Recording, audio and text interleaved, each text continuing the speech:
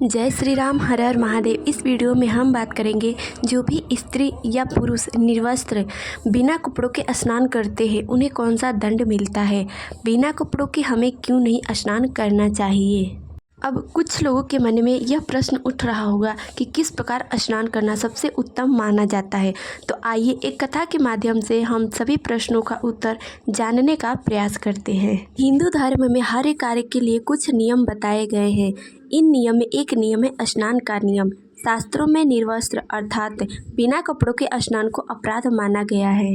ऐसा करने से माता लक्ष्मी हमसे नाराज होती हैं, हमारा तेज नष्ट होता है तथा नग्न अवस्था में स्नान करने से व्यक्ति को बहुत बड़ा पाप लगता है। किसी को अपने स्नान घर यानी बंद कमरे में भी बिना कपड़ों के स्नान नहीं करना चाहिए, क्योंकि इससे जल के देवता वरुण देव कुपित हो जाते हैं तथा ऐसे में हम उनके क्रोध का कारण भी बन सकते हैं। जब भी स्नान करें, चाहे घर में स्नान घर में ही क्यों न स्नान करें, अपने शरीर पर एक तौलिया कोई एक वस्त्र डालकर ही स्नान करें। पौराणिक कथा के अनुसार स्वयं श्री ठाकुर जी ने गोपियों की चीरहरण लीला कर लोगों को समझाया है कि कभी भी कहीं भी निर्वस्त्र बिना वस्त्र धारण की स्नान नहीं करना चाहिए। पद्म पुराण और श्रीमद् भागवत कथा में चीरहरण का उल्लेख मिलता है।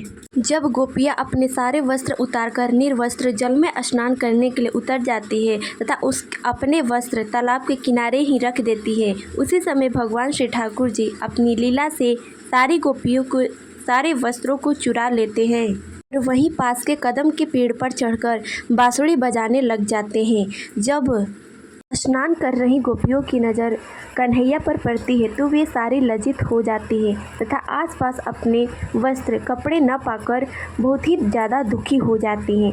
तब ठाकुर जी कहते हैं, गोप कन्याओं, तुम्हारे वस्त्र पेड़ पर है, जल से बाहर निकलो और अपने अपने वस्त्र ले लो। तब निर्वस्त्र होने के कारण गोप कन्याएं जल से बाहर नहीं निकलती हैं और कहती हैं, हम सब निर्वस्त्र जल में खड़े हैं, हमारे कपड़े नहीं हैं, ऐसे में हम बाहर बिना कपड़ों के कैसे आ सकते हैं।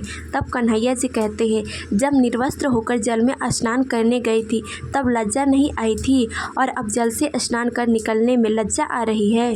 अब गोप कन्याओं ने कहा, जब हम स्नान करने आई थी तब यहाँ कोई नहीं था, तुम भी नहीं थे।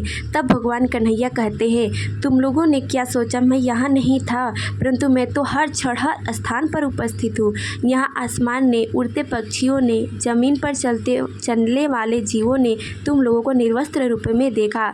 जल में निर्वस्त्र स्नान करने गई तो जल के जीवों ने तुम्हें निर्वस्त्र रूप में देखा।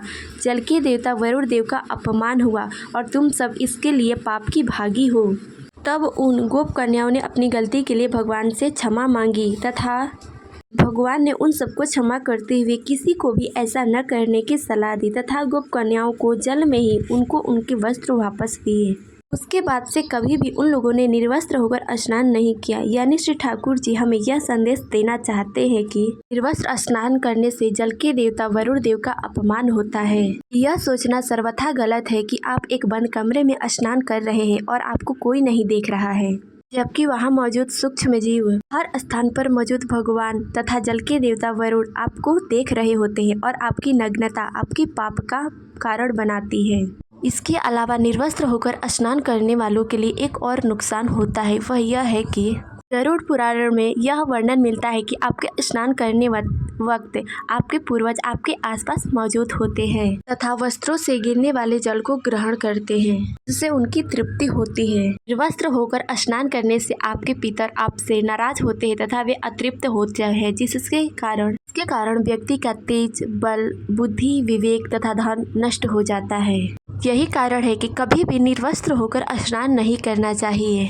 इस वीडियो में बस इतना ही। मिलता है अगले वीडियो में, तब तक ले जय श्री राम, हर हर महादेव।